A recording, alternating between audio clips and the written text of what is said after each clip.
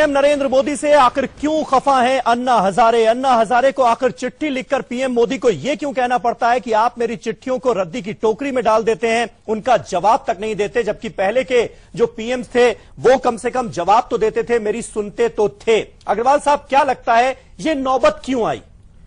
देखिए, ये नौबत वो अभी 1 तारीख का आज का पत्र है। हाँ। इसका जवाब अब क्या होगा ये तो आगे का बताएंगे। अभी आप इसको कंक्लूड नहीं कर सकते कि जवाब नहीं दे रहे या क्या नहीं हो रहा। नहीं, वो इससे पहले के लेटर की बात कर रहे हैं। एक बात, दूसरी बात, पिछले पत्रों की बात करें। हाँ। मैंने पहले भी कहा जो प्रधानमंत्री नरेंद्र मोदी जी हैं ऑनलाइन कम्युनिकेट कर रहे हैं, government.in पे उनके सुझाव जनता के आ रहे हैं, उन सुझावों के बेस पे कई डिसीजन ले रहे हैं। और इतना ज्यादा कम्युनिकेटिव लोग तो प्रधानमंत्री इस वक्त है। हाँ। वो जनता मतलब क्या अन्ना जी से कम्युनिकेट करना चाह रहे हैं, उससे प्रॉब्लम है क्या है? सुनीता जी, देखिए, दूसरा बात क्या है, आप किसी की बात सुनते हैं, उसके ऊपर एक्शन लेते हैं। पहली बात तो सिर्फ इतना मैं कहना चाहूंगी कि अन्ना जी जनता की आवाज है, ये बात तो है, लेकिन अन्ना जी वो इमेज है जो जनता को कभी भी खड़ा कर सकती है। तो फिर पीएमओ क्यों नहीं जवाब देता? मैं तो ये भी नहीं कह रही मोदी क्यों नहीं जवाब दे रहे हैं। पीएमओ के पास चिट्ठियां आ रही हैं, उनका काम है कि ये चिट्ठी को थोड़ी सी इंपॉर्टेंस देके, क्योंकि अगर आप ऑनलाइन कर रहे हैं, जो भी कर रहे हैं, लेकिन अन्ना का जो तरीका है, अन्ना का तरीका है एक चिट्ठी लिखी और उनको इस चिट्ठी का जवाब चाहिए। अगर आपने किया है तो बताइए और कर रहे हैं तो बताइए। तो ये अगर अन्ना जी ने लिखना शुरू किया है तो चिंगारी लगी है। और जो भाई बात कर रहे थे यंगिस्तान की, और अगर यंगिस्तान में ये चिंगारी उफन के आ गई तो फिर जैसा पहले हुआ था उसको होने में देर नहीं लगेगी। तो क्यों ऐसा मौका ही क्यों आने दे रहे हैं? और ये बात पहली चिट्ठी की नहीं है, इसके पहले भी अन्ना जी ने बहुत सी चिट्ठियां लिखी हैं और वो हमेशा से लोकायुक्त, लोकपाल और किसानों की बात कर रहे हैं। वो हमेशा जनता के भले की बात कर रहे हैं, तो क्यों नहीं इनका जवाब दे रहे हैं? प्रॉब्लम ये हो गई है कि हमारे प्रधानमंत्री को लगता है कि एक तरफा मन की बात जो है कम्युनिकेशन है। उनको ये नहीं पता कि रेडियो में सुनाई नहीं देता, रेडियो में सिर्फ आप जो स्क्रिप्ट से पढ़ रहे हो वो पढ़ रहे हो आप। तो मेरी उनसे सिर्फ इतनी हिदायत है कि अन्ना साहब ने अब इतना झूठ बोला जा रहा है यहाँ पे, तो मैं आपको 2-3 तथ्य बता दूं। अप्रैल में बेचारे ने लिखा ये किसानों के बात। अरे भाई साहब, मुझे अपनी बात, मेरी फ्रीडम ऑफ एक्सप्रेशन है कि आप उस पर बैठेंगे, मुझे अपने शब्द, मैं अपने शब्दों का चयन। आपकी बीजेपी की दिलचस्पी यहाँ पे झलक रही है, अन्ना के साथ वफादारी रखिए आप। मुझे तो आप उनको बेचारा मत कहिए ना। मुझे जो बेचारे अन्ना जी ने उनको किसान के मामलों पे लिखा था अप्रैल में कि जमीन अधिग्रहण का वो अध्यादेश मत लाओ, वो बात नहीं सुनी, बाद में जाके उनको लेना पड़ा वो अध्यादेश वापस। फिर जुलाई में लिखा, क्योंकि वो सैनिक भी है बेचारे अन्ना जी, तो उन्होंने लिखा ओआरओपी पे धोखा मत दो, तो ओआरओपी पे भी टंगा दिया है सैनिकों को। मेरी बात सिर्फ इतनी है कि आप जो अन्ना जी के साथ एक क्यों नहीं करते कि आपने देखो, हम लोगों की सरकार बहुत बुरी थी, फिर भी हम लोगों ने अरविंद, अन्ना, किरण बेदी सबको बुला के कमेटी बैठा के लोकपाल बनाया। आप किसानों से मिलने गए, आपके प्रधानमंत्री एनआरआई मिलने के लिए अमेरिका 2 बार चले गए, यूके चले गए, कहां चले गए, टिम्बकटू तक। पर नॉन रेसिडेंट प्राइम मिनिस्टर को बोलिए कि किसानों के पास चले जाए, बुंदेलखंड जाए, विदर्भा जाए। आपकी कृषि दर जो है 3.7 से गिरकर 1.1 हो गई है। ठीक है, ये किसानों के लिए काम हो रहा है। अग्रवाल साहब, मैं आ रहा हूं आपके पास। मौलाना कलबे रुशैद हमारे साथ हैं। कलबे रुशैद साहब, अन्ना हजारे लिखते हैं अपनी चिट्ठी में कि यूं लगता है कि सत्ता एक नशे की तरह होती है, सत्ता के आगे मुझ जैसे फकीर आदमी का बस क्या चलेगा, मैं तो आंदोलन ही कर सकता हूं।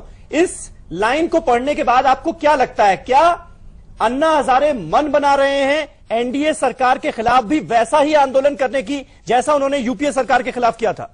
देखिए, मैं आगे की कोई भविष्यवाणी तो नहीं कर सकता और ना ही इस डिस्कशंस को मैं पॉलिटिकल एंगल से देखना चाहूंगा, क्योंकि एक चीज है सरकार और एक चीज है मुल्क।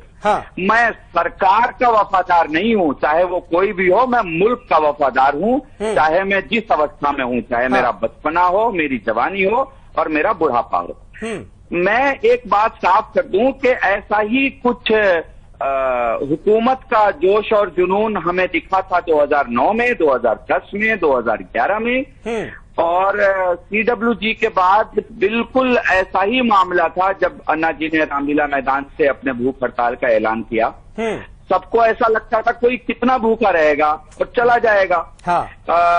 उमूमी तौर पर एक मजलूम इंसान को बेचारा कह के इंसान ये सोचता है कि ये कर ही क्या पाएगा, मगर कुदरत भी अपनी ताकत उन्हीं लोगों के जरिए से दिखाती है जिन्हें कोई कुछ ना समझता हो। वो बहुत कुछ करके दिखा देते हैं कि बहुत कुछ करने वाले कुछ नहीं कर पाते और कुछ नहीं करने वाले इतना कुछ कर लेते हैं कि देखिए आज आप भी बेचारा समझ रहे हैं अन्ना को, बिल्कुल नहीं समझ रहा, हम बेचारा नहीं समझ रहे, बीजेपी बेचारा समझने की कोशिश करिए, लेकिन अन्ना कितने मजबूत है उन्होंने दिखा दिया था। समीर साहब, हाँ, उन्होंने जो शब्द का इस्तेमाल किया है फकीर, हाँ, उन्होंने भी तंज कसा है कि मैं फकीर, ऐसी जो जिन लोगों ने भी ये गलती की है, मैं बार बार बेचारा इसलिए कह रहा हूं क्योंकि मैं तंज कस रहा हूं मोदी जी पर कि आप जिस तरीके से सोच रहे हो कि मैं आज 10 लाख का सूट पहनता हूं तो बाकी सब बेचारे हैं, वो बेचारे ही आपको कहीं का नहीं छोड़ेंगे। ऐसी नौबत ना है कि रेलवे पे चले जाना पड़े। आज भी देश में मोदी बहुत पॉपुलर लीडर है। 10 लाख के सूट पहनने के बाद लोगों को बेचारा ना समझे मोदी जी। ये आप एक तरफा मन की बात करने के बाद जो है देश की दिल की बात को ना भूले मोदी जी। 15 लाख का वादा किया है, 15 रुपए दे दे मोदी जी। और अन्ना हजारे को गांधी का है तो आज उनसे गोडसे जैसा व्यवहार ना करें मोदी जी। देखिए, हम बहुत सज्जनता से बात करना चाहते हैं। मैं पूरी तरह से स्पष्ट कह रहा हूं कि आज भी मोदी जितने पॉपुलर है लीडर है, वो आज देश में ऐसा कोई पॉपुलर लीडर कहीं भी नहीं है। दूसरी बात, आप जो अन्ना हजारे कह रहे हैं, अग्रवाल साहब, समीर जी यही तो कह रहे हैं अन्ना हजारे की सत्ता नशे की तरह होती है। समीर जी, मैं एक बात, वो चाहे बीजेपी हो या कांग्रेस हो, यही कहने की कोशिश तो कर रहे हैं वो। जो निष्पक्ष लोग हैं, जो दूर से देख रहे हैं आर्थिक स्थिति को, चाहे विश्व के कितने भी लोगों से आप देख लीजिए, वो बहुत स्पष्ट रूप से वर्ल्ड बैंक, IMF, जिनकी भी तरफ से रिपोर्ट देख लीजिए, वह देश की आर्थिक प्रगति को एक बहुत तेजी से मान रहे। आज भी रिपोर्ट देख लीजिए, चाइना को भी पीछे छोड़ दिया है। इतनी तेजी से आर्थिक रूप से देश प्रगति की। ठीक है, अफजल अब्बास जी, फिर आपको क्यों लगता है, क्यों जवाब क्यों नहीं दे रहे? जब उनके पास जवाब है, जैसा कि बीजेपी दावा कर रही है, जो जवाब दे क्यों नहीं रहे? कांग्रेस के यूपीए सरकार ने भ्रष्टाचार के कारण चरमरा दी थी, उसको वापिस के एक प्रगति के रास्ते पे भारतीय जनता पार्टी मोदी जी के नेतृत्व में आगे बढ़ रही है। यही बात राष्ट्रीय प्रगति की तरफ, आर्थिक प्रगति की तरफ, जनता को रोजगार देना, किसानों को, ठीक है, अफजल जी की भी सुन लीजिए, आवश्यकताओं को पूरी करना जी, यह सारे काम मोदी जी बहुत तेजी से कर रहे हैं। यह समय थोड़ा सा समय चलेगा, यह पूरी बोलिए असर होगा। अफजल भाई बोलिए, आप अपनी बात रखिए। बिल्कुल ठीक है, चिंता अगर इतना कुछ है तो जवाब क्यों नहीं है? रिजेक्ट किया है, वहीं रहिए। अगर इतना कुछ है तो जवाब क्यों नहीं है? अफजल भाई, अग्रवाल साहब कौन, देखिए समीर भाई, सबसे बड़ी बात ये है जी, समीर भाई, समीर भाई, नहीं अफजल भाई को अपनी बात पूरी कर दीजिए, मैं आ रहा हूं आपके पास। विजय शंकर, मैं ये कह रहा हूं कि हिंदुस्तान की अवाम, हिंदुस्तान की जनता बहुत जल्दी विश्वास करती है। हाँ, और विश्वास पे जहां ठेस लगता है तो गद्दी से उखाड़ के फेंकने में वो देर नहीं लगता है। हाँ, अन्ना जी की जो बात जहां पे आई, अन्ना जी चिट्ठी लिखी, बिल्कुल उनका दर्द है। हाँ, क्योंकि उन्होंने जो सपना देखा था, जो ख्वाब देखा था, हाँ, वो ख्वाब पूरा होता है वो नजर नहीं आ रहा है। हाँ, भ्रष्टाचार की बात आ रही है। तो अब मैं 5-6 एग्जाम्पल मेरे पास जो ये भी कांग्रेस के प्रवक्ता, बीजेपी की प्रवक्ता जो भी एडमिट करेंगे जी, राजस्थान में वसुंधरा सिंधिया की बात, शिवराज सिंह का व्यापक घोटाला की बात, अरुण जेटली का जो घटना चल रहा है,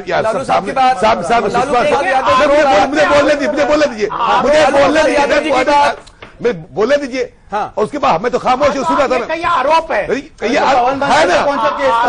मतलब इन सारे इंसिडेंट, सारी घटनाओं को मद्देनजर देखते हुए क्या कहा है, मुझे बोले दिए, इन सारी घटना चक्र को देखते हुए, घटनाक्रम को देखते हुए अन्ना साहब के जेहन में जरूर बात आती होगी कि यूपीए से ज्यादा कहीं भ्रष्ट सरकार ना हो। मैं इसी एंगल पे बात कर रहा हूं। और ये जहां तक बीजेपी के जो साथी जाहिर सी बात वकालत करेंगे, अपने पार्टी का पक्ष रखेंगे। मैं मानता हूं कि मोदी जी की खामोशी वो राजस्थान के मुद्दे पर क्यों रही? हाँ, अब जवाब दे, क्यों खामोश रहे? हाँ, शिवराज सिंह के सुप्रीम कोर्ट में इंटरवेन करना पड़ा, तब जाके ठीक है। विजय शंकर जी, उस वक्त मुझे याद है जब अन्ना का आंदोलन चल रहा था या बाबा रामदेव का आंदोलन चल रहा था, संघ और विश्व हिंदू परिषद की ऑफिशियल लाइन होती थी कि भ्रष्टाचार के खिलाफ जो कोई भी आंदोलन करेगा हम उसके साथ होंगे। अब जब भ्रष्टाचार के खिलाफ आंदोलन करने का मन बना रहे हैं अन्ना, तो क्या अब वो जब जंतर मंतर पर उतरेंगे आप लोग वैसे ही उनका साथ देंगे? देखो विजय शंकर जी, समीर भाई, सबसे पहले बिल्कुल सबसे पहली बात तो यह है कि अभी तक केंद्र सरकार का कोई भी भ्रष्टाचार ऐसा नहीं आया है जिसके खिलाफ अन्ना हजारे को उतरने की आवश्यकता पड़े। अच्छा। दूसरी बात मुझे लगता है, मैंने कहा ना कि हर अच्छे काम में हम साथ रहते हैं, लेकिन अभी तक जो लोकपाल दिल्ली प्रदेश का आया है, जिस संस्थान को उन्होंने खड़ा किया, जिसके माध्यम से दिल्ली की सरकार बनी, आज वो लोकपाल, वो जन लोकपाल, कैसा जन लोकपाल आया है, उसके खिलाफ अन्ना हजारे साहब ने एक भी पत्र नहीं लिखा। दूसरी बात, जो बहुत कटौती की बात करते थे, उन्होंने तो कहा, उन्होंने सुझाव भी दिया विजय शंकर जी, उन सुझावों को केजरीवाल सरकार ने माना भी नहीं, बिल्कुल उसको आपने कभी ठीक है नहीं किया है। और दूसरी बात यह है, ये जो हमारे दोनों प्रवक्ता बोल रहे थे, ये लालू प्रसाद यादव जी की पार्टी जहां पर कर रही है, अभी अन्ना हजारे साहब ने लालू प्रसाद यादव के खिलाफ कोई बात नहीं की। अरे विजय शंकर जी, मैंने आपसे ये पूछा था, इस संघ और बीएचपी के कार्यकर्ता अगर इस मौजूदा सरकार के खिलाफ अन्ना हजारे अपना आंदोलन करते हैं तो आप साथ आएंगे या नहीं आएंगे? मेरा सीधा सवाल। अगर भ्रष्टाचार होगा समीर भाई, बिल्कुल ठीक बात है, अगर भ्रष्टाचार होगा तो हम जरूर आएंगे, लेकिन भ्रष्टाचार नहीं है और इस प्रकार की बात हो रही है, मुझे लगता है इसमें राजनीति की जा रही है जो नहीं करनी चाहिए। अभी 2 साल हुए हैं, हम भी इसी देश के नागरिक हैं, एक भी भ्रष्टाचार ऐसा सामने नहीं आया है जिसके खिलाफ अन्ना हजारे को कोई बात करने की आवश्यकता पड़े, लेकिन उन्होंने ऐसा किया। मुझे लगता है इतने सम्मानित जो सामाजिक कार्यकर्ता हैं, उनको बहुत सोच विचार करके ऐसे कदम सुनाई नहीं देते। व्यापम में सीबीआई की इंक्वायरी हो गई, इंटरवेन करना पड़ा, बन चुके हैं, सुप्रीम कोर्ट का इंटरवेन करना पड़ा। क्या बात कर रहे हैं आप? भैया एक करके बात करो ताकि मुझे सुनाई तो पड़े, तो सुनाई नहीं पड़ रहा है। आप मेरी बात सुनिए, मेरी बात सुनिए। नहीं, अब सुनिए, अब सुनिए। शाहजाद भाई, सबसे बड़ी बात यह है, आप ईमानदारी की बात कर रहे हैं, आप भ्रष्टाचार निरोधक की बात करते हैं। आप ये मान रहे हैं कि कांग्रेस की सरकार ने भी इससे पहले यूपीए सरकार ने भी यही गलती की थी जो आज नरेंद्र मोदी की सरकार कर रही है, ये तो आप मान रहे हैं? समीर साहब, हमने जो किया, एक सेकंड, अरे सवाल मुझसे मामला निकलते हैं तो अन्ना हजारे साहब ने बिल्कुल करना चाहिए, और सामाजिक कार्यकर्ता हैं, बिल्कुल करना चाहिए, और ऐसे हर भ्रष्टाचार के खिलाफ हम उनके साथ खड़े होंगे। बहुत अच्छी बात है। अच्छा, बहुत अच्छी बात है समीर साहब, हमने जो गलतियां की, कम से कम इतिहास के पन्नों से, मोदी जी का इतिहास गड़बड़ा गया है, मोहनदास को मोहनलाल कहते हैं, पर इतिहास के पन्नों से कभी कभी कुछ सीख लिया करें। हम लोगों की गलती दोहराने के लिए थोड़ी मैंडेट मिला है। दूसरी बात, पवन बंसल पे कौन सा केस था, अश्विनी कुमार पे कौन सा केस था? ये लोग छाती पीट पीट के पार्लियामेंट रोकते थे कि इस्तीफा, और इस्तीफा हमने दिया भी। और तो अब आरोप लगे, सुप्रीम कोर्ट जब उसकी पुष्टि करता है तब भी इनको इस्तीफा नहीं देना, धृतराज बने रहना है। और दूसरी बात, एक सवाल मैं आपसे पूछना चाहता हूँ, एक सवाल ले लीजिए, सवाल ले लीजिए। तो एक सवाल अच्छा, सीएजी के ने पहली बार सत्ता पार्टी विपक्ष से सवाल कर रही है, पर ये जमहूरियत है। करिए, ये मन की बात है आपकी। रिपोर्ट थी कि 26 में से 25 सोशल सिक्योरिटी स्कीम्स में व्यापक भ्रष्टाचार था, और आप ये बातें कर रहे हो कि हमारे यहाँ भ्रष्टाचार। लेकिन मुझे लगता है अन्ना हजारे बहुत ग्राउंड लेवल की बात कर रहे हैं। वो ये कह रहे हैं कि एक सरकारी दफ्तर जब बंदा काम करवाने के लिए जाता है तो उससे रिश्वत मांगी जाती है। वो भ्रष्टाचार यूपीए के शासन में भी था, आज भी है। इस पर गौर क्यों नहीं किया जा रहा है? इससे क्यों नहीं किया जा रहा है? भ्रष्टाचार जवाब ही नहीं, जवाब ये है सारी। भ्रष्टाचार को मिटाने के लिए पूरे एडमिनिस्ट्रेटिव चेंजेस लाने पड़ेंगे, ट्रांसपेरेंसी लाने पड़ेंगे, उस प्रोसेस को ला रहे हैं। आप देखिए, पूरे डिजिटाइजेशन, आईटी इंफ्रास्ट्रक्चर क्रिएट कर रहे हैं, जो सरकारी बिजनेस के परमिशन है उनको सारे ऑनलाइन कर दिए। आप सुनना अगर नहीं चाहेंगे तो भ्रष्टाचार के लिए हम पूछ रहे हैं, भ्रष्टाचार को रोकने के लिए ऑनलाइन हमारी सरकार कर रही है। आप पूरे जीएसटी को आपने लाने नहीं दिया। अच्छा, जीएसटी से क्या हुआ? आखिर जीएसटी एक ट्रांसफर 7 साल आपने क्यों रोका जीएसटी? बिजनेस को 7 साल मोदी जी ने क्यों रोका जीएसटी? अगर 7 साल मोदी जी ने क्यों रोका? आप बोल दिए Modi ji IT infrastructure create करना पड़ेगा, वेरियस जो परमिशन है बिजनेस की, ईज ऑफ डूइंग। अच्छा, जेटली जी का इस्तीफा कब दे रहे हो वो बता दीजिए। ये तो आप चिंता करिए राहुल गांधी और सोनिया गांधी की, जिसको हाई कोर्ट में जवाब दे रहे हैं। आपके प्रश्नों का जवाब आरोप प्रत्यारोप में ना पड़े। डॉक्टर सुनीता, क्या समीर जी में ऐसे ही हालात आपको आज नजर आ रहा है? हालांकि ये कहना थोड़ा जल्दबाजी होगा, अन्ना जी 2 साल भी पूरे नहीं हुए। देखिए अन्ना जी हमेशा कोई चीज नजर भी तो नहीं आ रहा, 2 साल में कोई ऐसा कार्यक्रम जनता की भलाई के लिए, जनता की भलाई के लिए ऐसी व्यवस्था हो जिसमें जनता जब भी सरकार करे सुन लीजिए टीम अन्ना की। देखिए मैं अन्ना की शुरू से समर्थक रही हूँ, CWJ में मैंने साइन भी किए थे क्योंकि मैं एक खिलाड़ी हूँ, एशियन चैंपियन हूँ। अब अन्ना जी ये चाहते हैं कि जनता की आवाज है कि अगर कोई भी सरकार गलत कर रही है, चाहे वो कोई भी सरकार हो, तो उसके लिए जनता को आवाज उठानी चाहिए।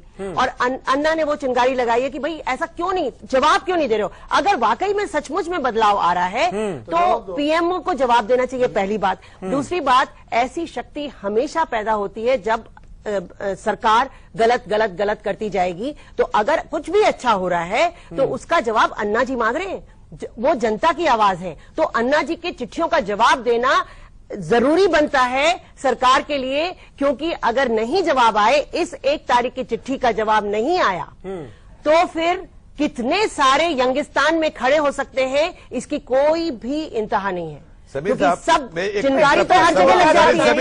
समीर भाई चाहता हूं कि जवाब देना और उस पे एक्शन लेना, ये दोनों एक्शन अलग है, जवाब यहाँ जनता। देखिए अन्ना जी ने ये कहा मेरी चिट्ठी का जवाब तो दो, इसको पूरे में जवाब चाहे दे या ना दे, मेरे जवाब देना चाहिए। जवाब नहीं दे रहे, जवाब नहीं देंगे, बिल्कुल जवाब नहीं देंगे। समीर भाई ऐसा काम हो, एरोगेंस नहीं होना चाहिए, जवाब देने में छोटी नहीं हो जाएगी सरकार। उसकी ऐसा काम हुआ जबरदस्त कि दिल्ली और बिहार तक पूरा विश्व की सराहना कर रहा है। दिल्ली और बिहार ने काम की सराहना। सिस्टमेटिक चेंज आएगा, सालों साल लग जाएंगे, पुलिस सुधार आएगा, सालों साल लग जाएंगे। उसके पास 4-5 प्रदेश है जहाँ पर समीर भाई एक बात बहुत अच्छी हुई है, एक बात बहुत अच्छी हुई कि इतना भारी पत्र लिखने के बाद भी किसी ने ये नहीं कहा कि अन्ना पाकिस्तान चले जाओ।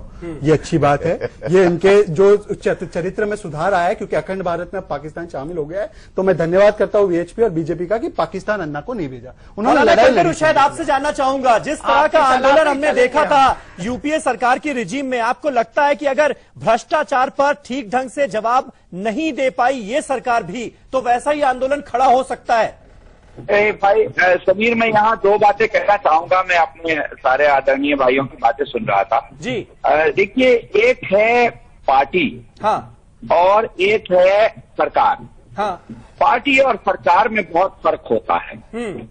पार्टी हारती है, सरकार का हारना मुल्क का हारना होता है, पार्टी का हारना मुल्क का हारना नहीं होता। जो खत अन्ना जी ने लिखा है वो किसी पार्टी को नहीं लिखा, वो प्रधानमंत्री को लिखा है।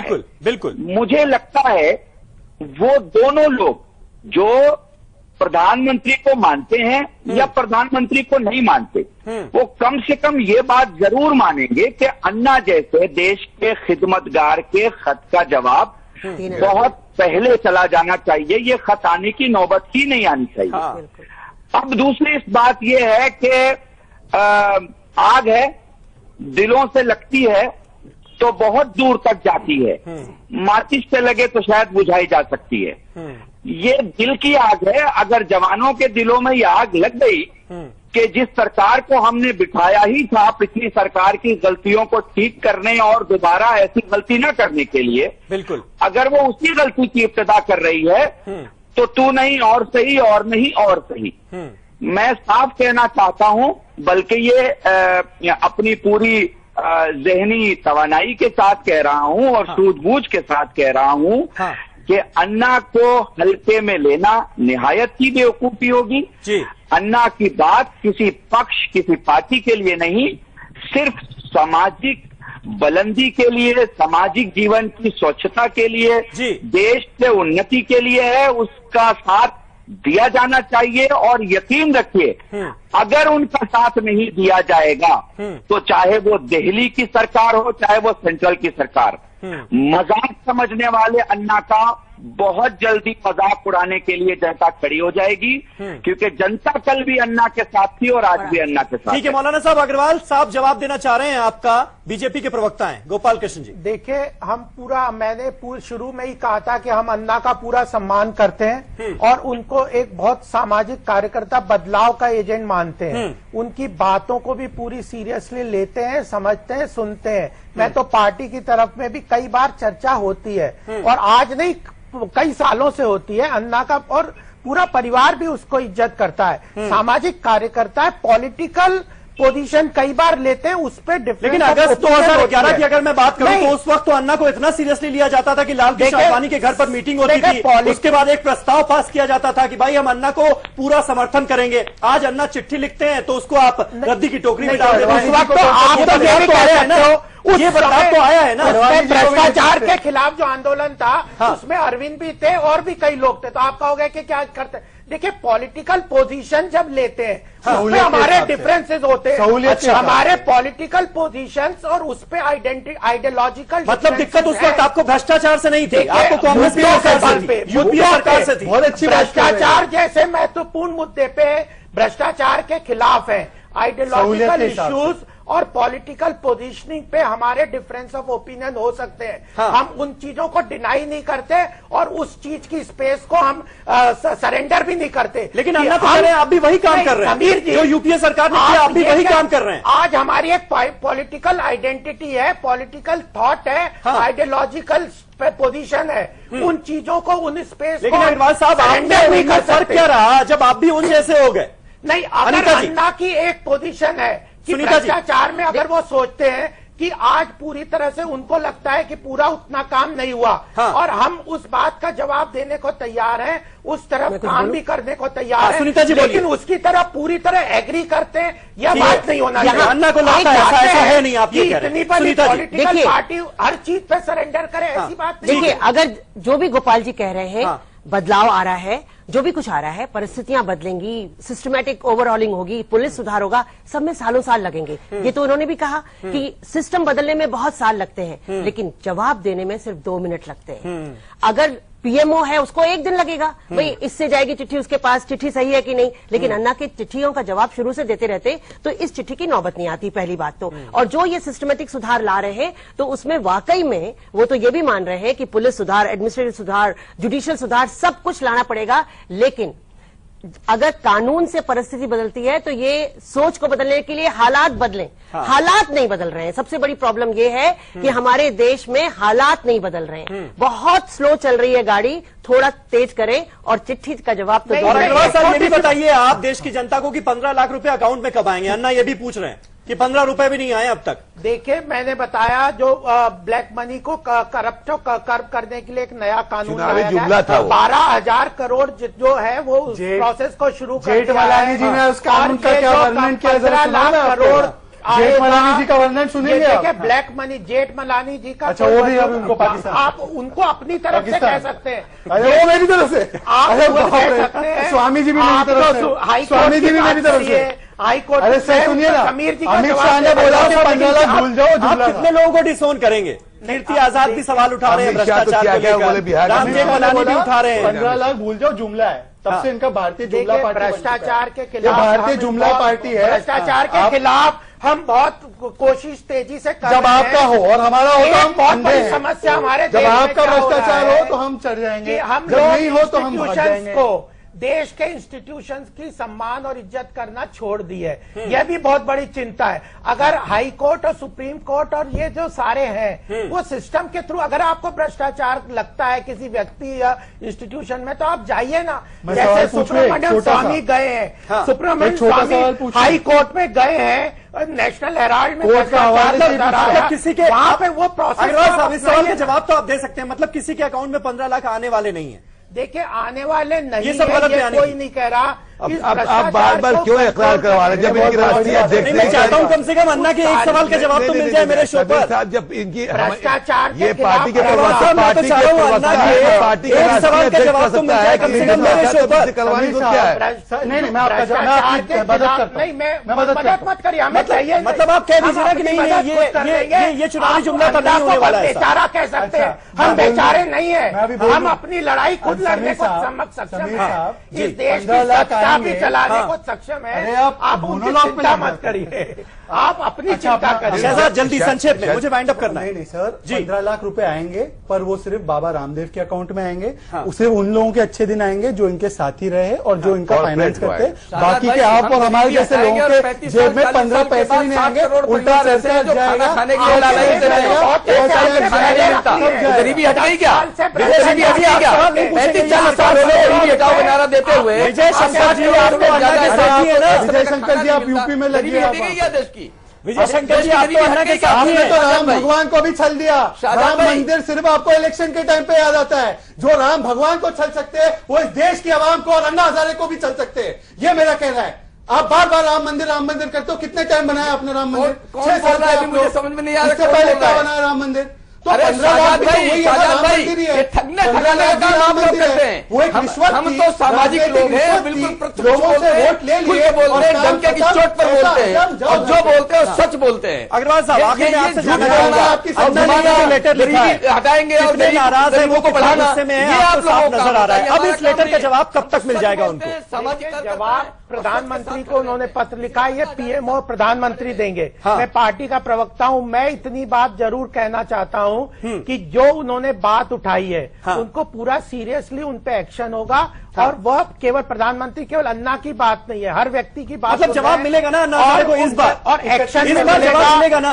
उनका एक्शन भी मिलेगा। ये पीएमओ बताएंगे कि उसका जवाब उसका क्या देना है, क्या एक्शन लेना है। आप अगर जवाब, मैं ये डेट नहीं बता सकता तो आप डेट क्या बताइए, लेकिन आप ये बता दीजिए कि जवाब मिलेगा ना इस बार? उनके लिए पूरी सीरियसली उनको कंसीडर करेगा। अन्ना जी को सम्मान करते हैं, उनकी बात का पूरी कद्रदान है। और उनके जो जो सजेशंस है उस पे चाहे, और उसमें कई चीजों पे एक्शन हो चुका है। चाहे महंगाई को जवाब देंगे, किसानों के लिए बात कर रहे हैं, जवाब सारी बातें एक नहीं कई जवाब दिए हुए इन चीजों पे। पूरे डॉक्यूमेंट सरकार ने निकाले हुए, सीधा जवाब मेरे सवाल शेयर कर देंगे। लेकिन मैं मतलब ये निकाल लेता हूं कि अन्ना हजारे को इस बार जरूर पीएमओ की तरफ से जवाब क्या किया जाएगा। बहरहाल हमारे दर्शक भी जो तमाम दर्शक के इस शो को देख रहे हैं उनसे भी हमने एक सवाल किया था कि क्या एनडीए सरकार में यूपीए सरकार जितना ही भ्रष्टाचार है, ऐसा है क्या? हमारे हजारों की संख्या में हमारे पास जवाब आए हैं और आपको बता दें, परसेंटेज बता देता हूं, 72% लोगों ने कहा है हाँ ऐसा है, जबकि सिर्फ और सिर्फ 38% ऐसे लोग हैं जो इस राय से इत्तेफाक नहीं रखते। और इस खास चर्चा में आज मेरे साथ बस इतना ही। शहजाद पूनावाला, डॉक्टर सुनीता गोदारा, अफजल अब्बास साहब, गोपाल कृष्ण अग्रवाल जी, विजय शंकर जी, आप सबका बहुत बहुत शुक्रिया हमारे साथ इस बहस में जुड़ने के लिए। सीधा सवाल में आज मेरे साथ बस इतना ही, इस उम्मीद के साथ कि अन्ना हजारे को उनकी चिट्ठी का जवाब कम से कम इस बार पीएमओ से जरूर मिल जाएगा। ये चिट्ठी रद्दी की टोकरी में नहीं डाली जाएगी। बहुत बहुत शुक्रिया आप सबका ये शो देखने के लिए। नमस्कार।